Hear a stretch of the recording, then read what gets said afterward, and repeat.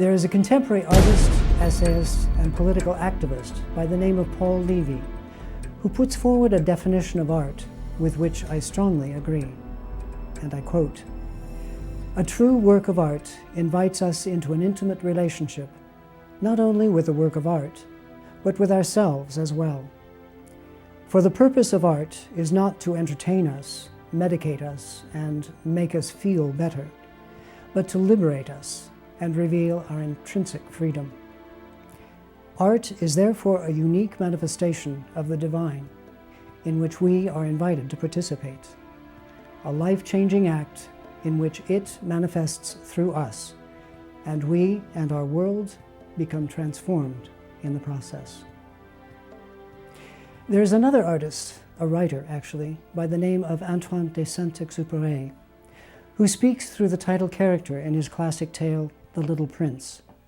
He says, "It is only with the heart that one can see rightly. What is essential is invisible to the eye." Both of these statements seem to resonate most appropriately when applied to the works of G. Mark Mullion. Since my studies in art history at Manchester University in England, I've not come across works by any other artist which combine technical skill with aesthetic and conceptual complexity in such a disarmingly subtle way. His paintings range in subject matter from scenes depicting seemingly simple moments in time, random glimpses of objects or articles lost or left behind, visual meditations on the sweetness of impermanence, images expressing quiet longing or regret that go far beyond a simple nostalgic remembrance of things past, into a realm of catastrophic implication and transcendent meaning for the present and the future. But always in these simple scenes, there is a mystery, an almost irresistible invitation to reverie, reflection, and ultimately to transformation. What is immediately most striking about his work is the technical realism, some might even call it hyperrealism, the photographic authenticity of objects and settings. There is an immediate recognition of the visual truth of these objects, a sort of reality factor, and one is immediately drawn into the psychological and emotional field of the work. In all of Mullion's paintings, as in Japanese haiku, the universe is reflected in the single, the small, but especially in the humble, simple things. And in this characteristic, there is a mystical, often prophetic quality that permeates his work.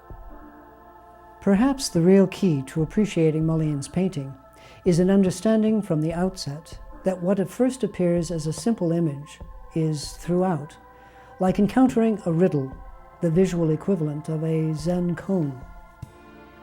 In almost every case, the various visual subjects form a matrix of symbolic elements that are intended to draw the viewer ever closer into a reflective examination of the nature and meaning of experience as lived in the continuum of time.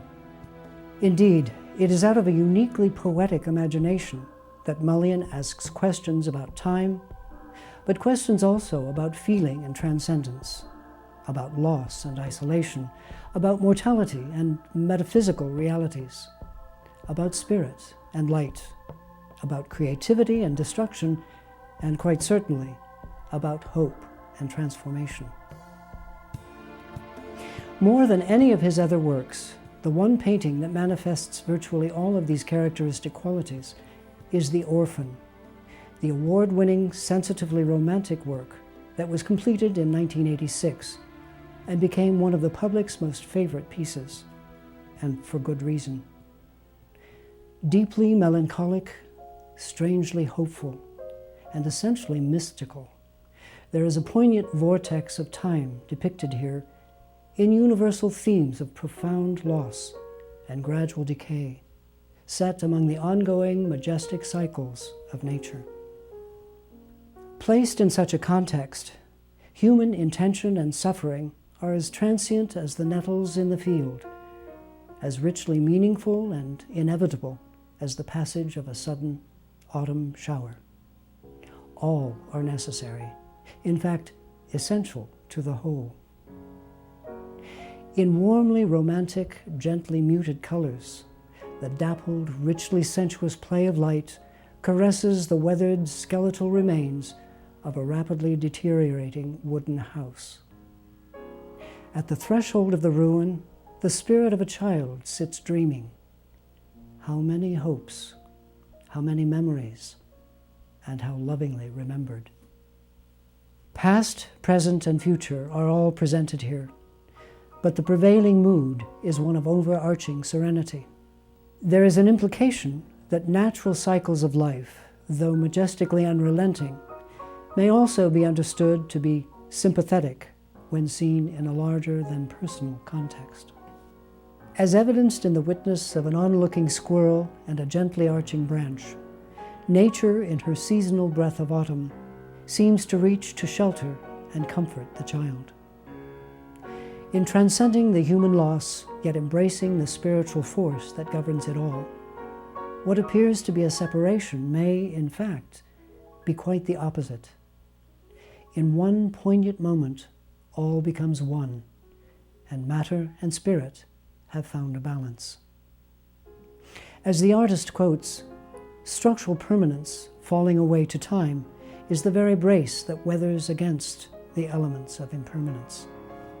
A perfect paradox. There are many other paintings in Mullion's collection which echo the variations on the theme of time and loss. Among them, Day After Summer is a meditation on the sweetness of impermanence, a momentary glance at the abandoned vehicles which transported a child's imagination, while the painting The Tricycle captures the lost freedom and carefree spirit of childhood, inevitably trapped in the web of time. The Sneaker echoes a similar theme, contrasting the wistful energies of innocent exuberance with the harsh realities of driving forces that seem to guide our destiny. Time relentlessly compels us forward into the future. Reflections on mortality and impermanence continue Mullion's dialogue with the world in the work entitled The Moccasins. Out of a gently undulating sea of sand emerge a pair of worn and weathered moccasins, the color of burnished gold. The subject is echoed in Lost Journey, where the sea is the undulating prairie, and the vessel is the wagon, the prairie schooner. In both works, the question quickly arises, what has become of the humans who inhabited these forms? One has the sense that the answer to such questions is, in the end, of relative importance. Humanity is but a conscious witness to the greater forces of time and nature, a temporary participant, for better or worse, in the greater pattern. There seems to be a graceful reminder here that man, and nature too, will greatly benefit by our becoming conscious of and honoring the need for balance in this relationship. Is this perhaps the hidden secret held within the trunk in the painting Lost Journey? The painting, entitled The Holy Grail, is a compound image, a vessel within an even greater vessel. The subject of the work is a bucket that is being drawn from a dark subterranean well. In innumerable myths and fairy tales, the well is the gate to the underworld, the domain of the primordial womb of life. So it appears that what is being drawn from this well is not simply water, but a goblet containing a supernatural light emanating from its center.